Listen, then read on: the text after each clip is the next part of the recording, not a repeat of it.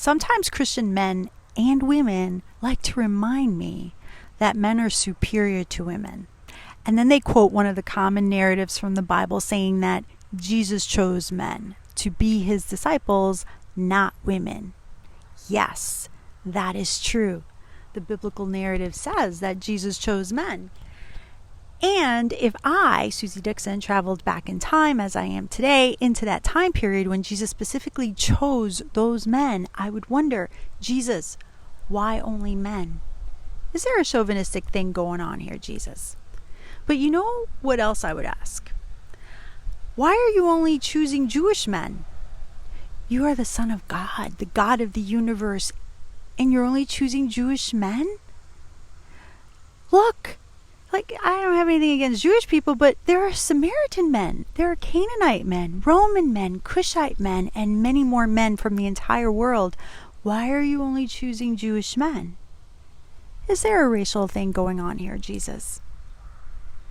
The common person does not ask questions like these because it's considered to be taboo to ask questions of religious texts and of God. And that, my friends, is one of the reasons why we get stuck with many men and women throughout history believing that men are superior to women and that women should submit to a level below men. If I remain in the sections of the Bible where Jesus chose men, I will not see the many areas where Jesus chose to use women in powerful ways. When I ask the question, why did Jesus choose only men? And I read the narratives in their context of the entire Bible, then I see many situations in the Bible that men have downplayed and twisted the presence of women, and that is an injustice. And if I remain in the sections of the Bible where Jesus only chose Jewish men and treated Jewish people in ways that are superior to the ways he treated other people, then I will not see other areas where Jesus chose to interact with people that were not considered the Jewish elite with compassion. I will not see the greater power of love for all of humanity.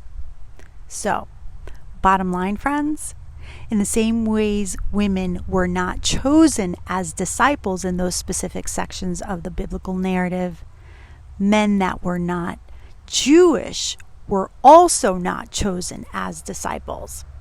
And just like it's not accurate to remain in this narrow thinking, it's also detrimental to all of humanity to pick and choose little phrases out of the Bible and feel like that is justification to oppress another human being. There's so much more to the Bible and God than we can ever imagine. Don't limit God, don't limit yourself, and don't limit humanity.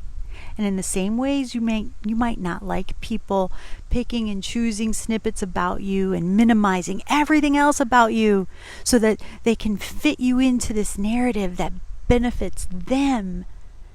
Try leaning into seeing more than what you have been trained to see and expect to be amazed, expect to be enlightened, expect to be liberated.